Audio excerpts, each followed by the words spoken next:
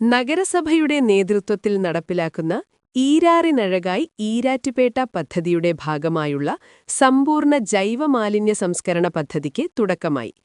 മുളന്താനം ഡിവിഷനിൽ ആദ്യഘട്ടമായി നടപ്പാക്കുന്ന പദ്ധതി തുടർന്ന് മറ്റു ഡിവിഷനുകളിലേക്കും വ്യാപിപ്പിക്കും. പദ്ധതിയുടെ ഉദ്ഘാടനം നഗരസഭാ ചെയർമാൻ അഡ്വക്കേറ്റ് വി.പി. നാസർ നിർവഹിച്ചു. ആരോഗ്യ standing committee chairperson Rhine teacher അധ്യക്ഷത വഹിച്ചു. ഡിവിഷൻ കൗൺസിലർ അമീൻ പിട്ടയിൽ സ്വാഗതം പറഞ്ഞു. പരിസ്ഥിതി പ്രവർത്തകൻ എബി ഇമ്മാനുവൽ പദ്ധതിയുടെ ലോഗോ പ്രകാശനം ചെയ്ത് മുഖ്യപ്രഭാഷണം നടത്തി. കൗൺസിലർമാരായ Absar Murikkolil, Savad Inchakkadan, James Kutty, Surumi Yusuf, Taslin Siraj, Shahul Murikkolil, clean city mission manager Rajan, health inspector Vishwam, ആരോഗ്യ വിഭാഗം ഉദ്യോഗസ്ഥർ, ആശാപ്രവർത്തകർ, ഹരിതകർമ്മ സേനാംഗങ്ങൾ തുടങ്ങിയവർ പങ്കെടുത്തു. മുളന്താനം വാർഡാണ് നമ്മൾ കൺസിഡർ ചെയ്തത്. അത്രയ്ക്കും നിങ്ങൾ അതിനോട് സഹകരിക്കും എന്നുള്ള പൂർണ്ണ വിശ്വാസം ഉള്ളതുകൊണ്ടാണ് നമ്മൾ ആ വാർഡ് കൺസിഡർ ചെയ്യാൻ തന്നെ കാരണം. ഏറ്റപ്പെട്ട നഗരസഭ എന്ന് പറഞ്ഞു കഴിഞ്ഞാൽ അഭിമുഖീകരിക്കുന്ന ഏറ്റവും വലിയൊരു പ്രശ്നമാണ് മാലിന്യ പരിപാലന രംഗത്തുള്ള ഏറ്റവും വലിയൊരു പ്രശ്നം. ചെറിയ പ്രദേശത്ത് ഒരുപാട് ജനങ്ങൾ തിങ്ങിത്താമസിക്കുന്ന ഒരു പ്രദേശമാണ് ഈരാറ്റുപേട്ട എന്ന് പറഞ്ഞു കഴിഞ്ഞാൽ. അപ്പം അത്തരത്തിലുള്ള ഒരു മേഖലയിൽ നമ്മൾ ഏറ്റവും കൂടുതൽ അഭിമുഖീകരിക്കുന്ന ഒരു പ്രശ്നം എന്ന് പറഞ്ഞാൽ മാലിന്യ പ്രശ്നമാണ്. നമ്മുടെ മുന്നിലൊരു റോഡുണ്ട്. ഈ വാർഡിലുള്ള അംഗങ്ങളാണ് ഏറ്റവും കൂടുതലുള്ളത്. എങ്കിൽ കൂടി നമ്മുടെ ഈ മുന്നിലുള്ള പാറത്തോട് തോട്ടിൽ ഒരു കാലത്ത് ഈ തോട്ടിൽ ഏറ്റവും കൂടുതൽ ആളുകൾ കുളിക്കുകയും അതുപോലെ തന്നെ ഒരുപാട് പേര് അവിടെ എന്നും വൈകുന്നേരം കുട്ടികളൊക്കെ വന്ന് അവിടെ ആ വെള്ളത്തിൽ വന്ന് ചാടുകയും നീന്തുകയൊക്കെ ചെയ്തിരുന്ന ഒരു വലിയ തോടായിരുന്നു. ഇന്ന് ആ തോട് സ്നഗ്ഗികൾ കൊണ്ടും മാലിന്യം കൊണ്ടും നിറഞ്ഞിരിക്കുകയാണ്. അതാണൊരവസ്ഥ. പരമാവധി നാളെ മുതൽ നമ്മുടെ ഈ ഇരിക്കുന്ന മുഴുവൻ ഉദ്യോഗസ്ഥരും ഓരോ മേഖലയായി തിരിച്ച് നിങ്ങളുടെ വീടുകളിലേക്കെല്ലാം വരും. ഓരോ വീടുകളിലേക്കും വരും. നിങ്ങൾ ആ വേസ്റ്റ് എന്ത് ചെയ്യുന്നു, നിങ്ങളുടെ വീട്ടിൽ തന്നെ അത് സംസ്കരിക്കാനുള്ള മറ്റു മാർഗങ്ങളുണ്ടോ, അതിനുള്ള സ്ഥലം നിങ്ങളുടെ വീട്ടിലുണ്ടോ, മറ്റെന്തെങ്കിലും മാർഗങ്ങൾ വഴി നിങ്ങളത് ചെയ്യുന്നുണ്ടോ, ഇനി ഇല്ലെങ്കിൽ ബയോബിൻ വഴി നമുക്കത് മാലിന്യം വളമാക്കി മാറ്റുന്നുണ്ടെങ്കിൽ അതെന്ത് ചെയ്യാൻ പറ്റും എന്നൊക്കെയുള്ള ഒരു സർവേ നമ്മുടെ വാർഡാണ് ഈരാറ്റുപേട്ട നഗരസഭയിൽ തിരഞ്ഞെടുത്തിരിക്കുന്നത്. ഈരാറിനഴകായി ഈരാറ്റുപേട്ടാണ്. മീനച്ചിലാറാണ് അതിൽ കോട്ട് ചെയ്തിട്ടുള്ളത്. മീനച്ചിലാറ് എന്ന് പറയുന്നത് നമുക്കറിയാം, രണ്ട് ആറുകൾ സംഗമിക്കുന്ന ഒരു സംഗമ ഭൂമിയാണ് ഈരാറ്റുപേട്ട. അങ്ങനെയാണ് ഈരാറ്റുപേട്ട എന്ന വാക്ക് തന്നെ അതിൽ നിന്നും ഉത്ഭവിച്ചതാണ്. വടക്കനാറും തെക്കനാറും ഈരാറ്റുപേട്ടയുടെ ഹൃദയഭാഗത്ത് സംഗമിച്ച് മീനച്ചിലാറായി രൂപാന്തരപ്പെട്ട് പടിഞ്ഞാറോട്ട് ഒഴുകുന്ന ഒരു കാഴ്ചയാണ് നമ്മൾ മീനച്ചിലാറിനെ കാണുന്നത്. ആ മീനച്ചിലാറിന് ഏറ്റവും കൂടുതൽ ഭംഗിയുള്ള ഒരു സ്ഥലം ഈരാറ്റുപേട്ടയാണ്. നമുക്കെല്ലാം മനസ്സിലാക്കാൻ പറ്റും. കാരണം മീനച്ചിലാർ ഒഴുകിപ്പോകുന്ന പട്ടണം എന്ന് പറഞ്ഞാൽ പിന്നെ തുടർന്ന് കൊണ്ട് പാല, ഏറ്റുമാനൂർ ആ പ്രദേശങ്ങളിലേക്ക് ആർ ഒഴുകിപ്പോവുകയാണ്. അപ്പോൾ ആ രണ്ട് ആറുകൾ ചേർന്ന് സംഗമിച്ച് അതിമനോഹരമായ മീനച്ചിലാറിൻ്റെ ഇന്നത്തെ അവസ്ഥ എന്താണെന്ന് പ്രിയപ്പെട്ട സ്വാഗത പ്രസംഗത്തിലെ അമീൻ്റെ സംസാരത്തിലൂടെ നമുക്ക് ബോധ്യമായ കാര്യമാണ്. ഞാൻ ഇപ്പോൾ തന്നെ 4 വിശേഷണങ്ങൾ പറഞ്ഞു കഴിഞ്ഞു.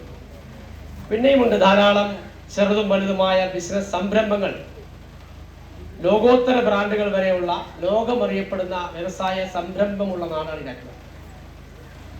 അങ്ങനെ ഒരുപാട് പ്രത്യേകതകളും ഒരുപാട് സവിശേഷതകളുമുള്ള നാടാണ്.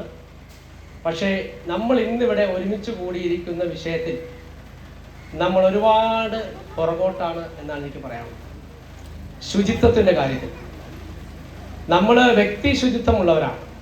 നമ്മൾ ധരിക്കുന്ന വസ്ത്രം നല്ല വൃത്തിയായി അലക്കി തേച്ച് അതിനുവേണ്ടി പ്രത്യേകം പണം മുടക്കി നല്ല വൃത്തിയായി നമ്മളെല്ലാവരും, അത് സ്ത്രീകളായിക്കോട്ടെ, പുരുഷന്മാരായിക്കോട്ടെ, കുട്ടികളായിക്കോട്ടെ, മുതിർന്നവരായിക്കോട്ടെ, നല്ല വൃത്തിയായി നമ്മൾ എന്ത് ചെയ്യും, നമ്മൾ വൃത്തിയായി നടക്കുകയും നമ്മുടെ വീടും പരിസരവും വീടിനുള്ളിലും വൃത്തിയായിരിക്കും. പക്ഷെ വീടിൻ്റെ മറ്റ് പരിസരങ്ങളും നമ്മുടെ ഈരാറ്റുപേട്ടയിലെ കൈത്തോടുകൾ, പൊതുവഴികൾ, റോഡുകൾ, മീനച്ചിലാർ എന്ന് വേണ്ട പൊതുവായ സ്ഥലങ്ങളെല്ലാം ഇന്ന് മാലിന്യ കൂമ്പാരങ്ങളായി മാറിയിരിക്കുകയാണ്. അപ്പം അത് ശാശ്വതമായ ഒരു പരിഹാരം. ഒരു തദ്ദേശ സ്ഥാപനത്തിൻ്റെ വികസനം എന്ന് പറയുന്നത് സുസ്ഥിരമായ വികസനം എന്ന് ഉദ്ദേശിക്കുന്നത് അതിലേറ്റവും പ്രധാനം ശുചിത്വമാണ്.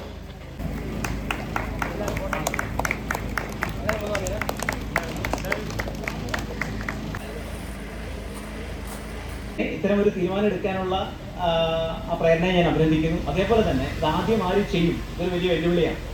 കാരണം വഴിവെട്ടി പോകുന്നവർക്കാണ് എപ്പോഴും അതിൻ്റെ ഒരു സ്ട്രെസ് ഉള്ളത്. ആദ്യം വഴി വെട്ടിയാൽ പിന്നെ അതുവഴി യാത്ര ചെയ്യാൻ ഒരുപാട് ആളുകൾ ഉണ്ടാവും. ഇപ്പോൾ പ്രിയപ്പെട്ട അമ്മയും, കാരണം ഏറ്റവും തുടക്കത്തിൽ ബുദ്ധിമുട്ട് പിടിച്ചതും എന്നാൽ അത് കഴിഞ്ഞാൽ ആകർഷകവും ആസ്വാദ്യകരവും ഭയങ്കരമായി നമുക്ക് സെലിബ്രേറ്റ് ചെയ്യാൻ പറ്റുന്ന ഒരു കാര്യമാണ്. ഒന്ന് ഈ ലോഗോ, ഈ പേര് വളരെ അർത്ഥവത്തായൊരു പ്രയോഗമാണ്. ഞാൻ അഴകായി ഈരാറ്റുപേട്ട എന്ന് പറയുന്ന, അപ്പം ഈരാറിന് അഴകായി ഈരാറ്റുപേട്ട എനിക്ക് കുറച്ചുകൂടി ഇഷ്ടമുണ്ടായിരുന്നു. ഈരാറിന് അഴകായി നല്ലതാണ്, വളരെ രസമാണ്. നിങ്ങൾ ഓരോരുത്തരും നിങ്ങൾ ഉൽപ്പാദിപ്പിക്കുന്ന, നിങ്ങളാൽ ഉണ്ടാക്കപ്പെടുന്ന മാലിന്യത്തെ നിങ്ങൾ ഓരോരുത്തരും ഒന്ന് കൈകാര്യം ചെയ്യുമോ എന്നുള്ള വിനയപരിസരമായ ഒരു അഭ്യർത്ഥനയാണ്. നമ്മൾ ശരിക്കും യഥാർത്ഥത്തിൽ മൊത്തത്തിലൊന്ന് കണക്കെടുത്താൽ നമ്മളെ ഞെട്ടിപ്പിക്കുന്ന ഒരു സാഹചര്യമാണുള്ളത്. ഇപ്പോൾ ദുരന്ത നിവാരണത്തിൻ്റെയൊക്കെ കാര്യം പറയുമ്പോൾ പറയുന്ന ഒരു 3 പ്രയോഗങ്ങളുണ്ട്. ഒന്ന് നമ്മൾ ഇഗ്നോർ ചെയ്തു, അവഗണിച്ച് കളഞ്ഞു. ഇപ്പോൾ കാലാവസ്ഥാ വ്യതിയാനം എന്നൊക്കെ പറയുമ്പോൾ അത് അമേരിക്കയിൽ അല്ലെങ്കിൽ അവിടെ ഇവിടെ അവഗണിച്ച് അവസാനം നമ്മളത് ഉത്തരാഖണ്ഡിൽ എന്നായി, പിന്നെ അത് വയനാട്ടിൽ എന്നായി. പക്ഷെ പിന്നെ നമുക്ക് മുമ്പിൽ അത് അനുഭവമായി വന്നപ്പോൾ നമ്മളൊന്ന് ഞെട്ടി. ഇപ്പൊ രണ്ടാമത്തെ പ്രയോഗം പാനിക് ആകുക, നമ്മൾ പേടിക്കും. അപ്പൊ ഇപ്പോഴത്തെ ഒരു സാഹചര്യം മാലിന്യവുമായി ബന്ധപ്പെട്ട് ഭയപ്പെടുന്നതാണ്. നമ്മളെ കണക്കെടുക്കാത്തത് കൊണ്ടും അത് സൃഷ്ടിക്കുന്ന പ്രശ്നങ്ങളും ആരോഗ്യ പ്രശ്നങ്ങളും പാരിസ്ഥിതിക പ്രശ്നങ്ങളും സാമൂഹിക പ്രശ്നങ്ങളും നമ്മൾ വിലയിരുത്താത്തത് കൊണ്ടും നമ്മൾ അവഗണിക്കുകയാണ് ഇപ്പോഴും. അതിനെ നമ്മൾ ഗൗരവത്തോടെ കണക്കിലെടുത്താൽ നമ്മൾ ഉറങ്ങില്ല, പാനിക്കാവും, വല്ലാതെ നമ്മൾ പേടിക്കും. അതാണ് സാഹചര്യം. നമ്മൾ ഇനി പോകുന്നത് പ്ലാനിങ്ങിലേക്കാണ്. ഇതാണ് കൃത്യം ആസൂത്രണം. അതിനാണ് മുനിസിപ്പാലിറ്റി മുൻകൈ എടുക്കുന്നത്. അവഗണന കഴിഞ്ഞു, അതുമൂലം ഉണ്ടാകുന്ന പ്രതിസന്ധിയെക്കുറിച്ച് നമ്മൾ ഭയപ്പെട്ടു. നമ്മൾ ഇനി ആസൂത്രണത്തിലേക്ക് പോകണം. വളരെ പ്രധാനപ്പെട്ട ഒരു കാര്യത്തിലേക്കാണ്. ഇപ്പം ഞാൻ ഓർക്കും, ആമയിഴഞ്ചാൻ തോട്ടിൽ കനാൽ ക്ലീനിങ്ങിനിടയിൽ ഒരാൾ മരിച്ചു. പേര് ഓർമ്മയുണ്ടോ? ജോയി. അദ്ദേഹം വേസ്റ്റിനിടയിൽ കുടുങ്ങി മരിച്ചു. അദ്ദേഹം മരിച്ചു കഴിയുമ്പോൾ വലിയ തോതിലുള്ള ചർച്ചകളും ആരോപണങ്ങളും ഉണ്ടായി. മേയറുടെ നേരെ വിരൽ ചൂണ്ടുന്നു, മേയർ എന്തുകൊണ്ട് ഇത് ചെയ്തില്ല, MLA യുടെ നേരെ വിരൽ ചൂണ്ടുന്നു, മന്ത്രിസഭയുടെ നേരെ വിരൽ ചൂണ്ടുന്നു. പക്ഷെ മറ്റു വിരലുകളെല്ലാം നമ്മുടെ നേരെയാണ്. അപ്പൊ നമ്മൾ ചോദിക്കുന്ന ഒരു ചോദ്യം, ഞങ്ങൾ അന്ന് വൈകിട്ട് ആരംഭിച്ച ഒരു ക്യാമ്പയിനുണ്ട് സ്കൂളുകളിൽ, 25ഓളം സ്കൂളുകളിൽ ആരംഭിച്ച ഒരു ക്യാമ്പയിനുണ്ട്. അതിന്റെ പേര് ജോയി ഓഫ് വേസ്റ്റ് മാനേജ്മെന്റ് എന്നാണ്. ജോയി എന്നയാളെ, അദ്ദേഹത്തിന്റെ മരണം, രക്തസാക്ഷിത്വം നമ്മളിൽ മാറ്റം ഉണ്ടാക്കണമെന്ന് കുട്ടികളെ ഓർമ്മിപ്പിക്കാൻ വേണ്ടിയാണ്. JOY, ജോയിയെ ജഡ്ജ് ഓൺലി യുവർ സെൽഫ്. നിങ്ങളെ മാത്രം നിങ്ങൾ വിമർശിച്ചാൽ മതി, നിങ്ങളെ മാത്രം നിങ്ങൾ വിലയിരുത്തിയാൽ മതി. കാരണം ഒരിക്കലും അത് മേയർ കൊണ്ടിട്ട വേസ്റ്റ് അല്ല, ആണോ? ഒരിക്കലും അത് മരം പൊഴിച്ചിട്ടതല്ല, മഴ പെയ്തതുമല്ല, നമ്മളായിട്ട് കൊണ്ടിട്ട വേസ്റ്റാണ്. അപ്പൊ ആ മരണത്തിന് നമുക്കും കൂടി ഉത്തരവാദിത്വമുണ്ട്. അന്ന് തുടങ്ങിയ ആ ക്യാമ്പയിൻ അന്ന് രാത്രി കൂട്ടിക്കൽ സ്കൂളിലെ ഒരു ആർട്ട് അധ്യാപകൻ ജോയി ചേട്ടന്റെ മനോഹരമായ ഒരു കാരിക്കേച്ചർ വരച്ചു തന്നു. പുലർച്ചെ 3:30 ആയപ്പോൾ റിഞ്ചു രാജൻ എന്ന് പറയുന്ന ഒരു എഞ്ചിനീയറിംഗ് കോളേജ് അധ്യാപകൻ, അദ്ദേഹം ഒരു മനോഹരമായ ലോഗോ ചെയ്തു തന്ന് അദ്ദേഹത്തിന്റെ മരണത്തിന്റെ രാത്രി തുടങ്ങിയ ഒരു ക്യാമ്പയിൻ ഇന്ന് സൃഷ്ടിച്ച ഒരു ഇമ്പാക്ട് ഞാൻ പറയാം. ഓരോന്നിനും തുടക്കം എത്ര ലളിതമായാലും അത് സൃഷ്ടിക്കുന്ന ഇമ്പാക്ട് ഭയങ്കരമാണ്. അപ്പോ ഇത് വിതരണം ചെയ്താൽ മാത്രം പോരാ, അതിന്റെ ഗുണമേന്മയും കൂടി പരിശോധിക്കുന്നു എന്നാണ് മുനിസിപ്പാലിറ്റി പറഞ്ഞത്. അപ്പോൾ അതിൽ മാറ്റം ഉണ്ടാവും.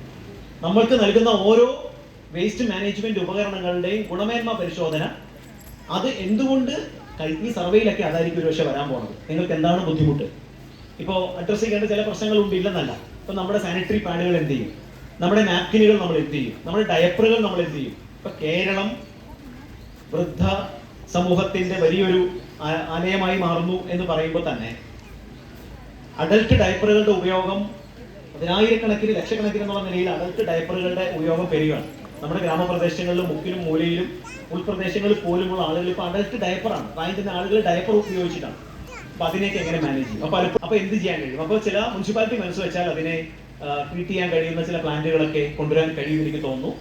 ഓരോരുത്തരുടെയും ബുദ്ധിമുട്ടുകൾ ചോദിച്ച് മനസ്സിലാക്കുന്ന ഒന്നായി ഈ സർവേ മാറും. അപ്പൊ അവരുടെ വിഷമങ്ങൾ പറയുമ്പോൾ ഞങ്ങൾ അതിന് പരിഹാരം ഉണ്ടാക്കാം എന്ന് മുനിസിപ്പാലിറ്റി പറയുമ്പോൾ എല്ലാ കാര്യങ്ങൾക്കും സാവധാനം തീരുമാനം ഉണ്ടാവും. അപ്പോൾ മാലിന്യ നിർമ്മാർജ്ജനം എന്നുള്ളത് ഒരു അഴകുള്ള കാര്യമായി നമ്മൾ തോന്നുന്നു. നമ്മളുടെ നിൽക്കുന്ന പരിസരങ്ങൾ ഇപ്പോൾ കൽപ്പറ്റയോ മാനന്തവാടിയോ ഒക്കെയാണ്. ഒരു തുണ്ട് കടലാസ്, ഞാൻ ഈയിടെ CWRDM ഒരു പരിപാടിയിൽ പങ്കെടുക്കാൻ വേണ്ടി, KSDMയുടെ പരിപാടിയിൽ പങ്കെടുക്കാൻ വേണ്ടി പോയി ബസ് ഇറങ്ങി അത്ഭുതപ്പെട്ടു പോയി. ഓരോരുത്തരും സുൽത്താൻ ബത്തേരി ഓരോരുത്തരും ഓരോ തുണ്ട് പോലും എടുത്തും അവരുടെ മനസ്സിലങ്ങ് പതിഞ്ഞു പോയി. അതില്ലെങ്കിൽ നമ്മൾ ഹാപ്പിനെസ് ഇല്ല, നമ്മളെ അസ്വസ്ഥമാക്കുകയാണ്. അയ്യോ, ഞങ്ങളുടെ നാടിന്റെ മുദ്ര ഇതാണ്. ഒന്ന് ഹാപ്പിനെസ് ആണ്, രണ്ട് സ്റ്റാറ്റസ്, പദവി.